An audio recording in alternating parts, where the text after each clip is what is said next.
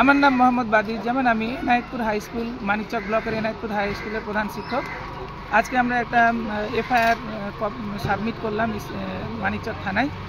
কেসটা হচ্ছে, আমি 2019 সালে এনায়েতপুর হাই স্কুলে হেডমাস্টার হয়ে জয়েন করেছি জুলাই মাসের দিকে, শেষের দিকে। তারপরে 20তে লকডাউন শুরু হয়ে গেল। তার আগে ওই স্কুলের টিআইসি ছিলেন সুনন্দ মজুমদার মহাশয়। ওনার বাড়ি হচ্ছে বাঙ্গালগ্রাম। বর্তমানে ওনার ওয়াইফ শ্রীমতী তপতী মজুমদার এনায়েতপুর গ্রাম পঞ্চায়েতের প্রধান।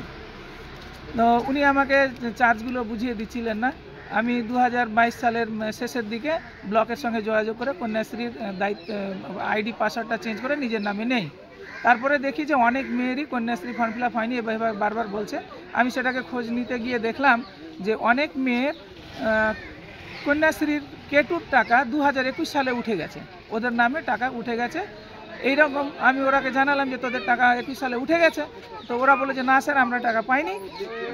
এইভাবে জানাজানি হওয়াতে আরও অনেক, এখন পর্যন্ত টোটাল 12 জন লিখিতভাবে অভিযোগ জানিয়েছে যে 2021 সালে ওর নামে যে কন্যাশ্রীর কেটুর টাকা 25,000 টাকা তোলা হয়েছে সেটা সঠিক নয়, ওই ব্যাঙ্ক অ্যাকাউন্টটা ওর নয়।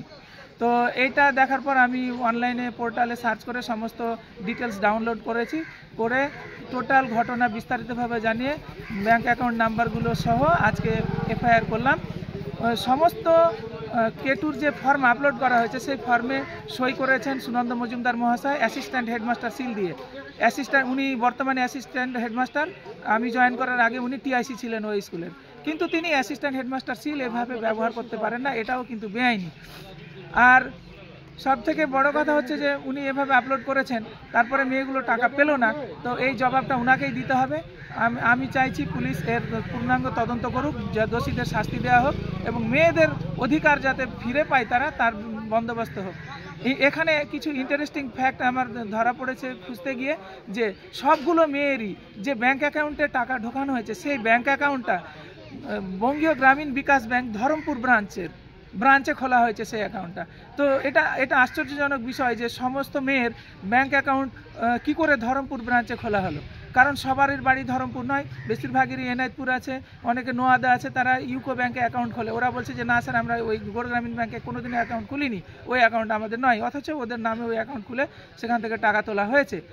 তো এটা তদন্তের বিষয়। আরেকটা হচ্ছে যে কেটু ফর্ম আপলোড করার পর স্কুল থেকে যখন আপলোড করা হয় সমস্ত তথ্য দিয়ে, তখন কিন্তু ব্লককে সেই যে মেয়ে কেটুর জন্য আবেদন করেছে সে বিবাহিতা কিনা এবং সে পড়াশোনা করছে কিনা তার ফিজিক্যাল ভেরিফিকেশন করতে হয়। তো ব্লক সেই ফিজিক্যাল ভেরিফিকেশন করে তাদের ফিজিক্যাল ভেরিফিকেশন ফর্ম আপলোড করেছে, তারপরে সেই অ্যাকাউন্টে টাকা ক্রেডিট হয়েছে। তো সেখানে ব্লকেরও কিন্তু দায়িত্ব থেকে যায়। এখন দেখার বিষয় পুলিশ কি তদন্ত করে কি বের হয় এবং দোষীরা যাতে অবিলম্বে শাস্তি পায় সেটাই আমরা চাইছি। আমার সঙ্গে সমস্ত ছাত্রীগুলো এসছে, আজকে আমাদের অভিযোগ জমা নিয়েছেন এবং এফআইআর হচ্ছে এবং রীতিমতো কেস হচ্ছে এটা নিয়ে।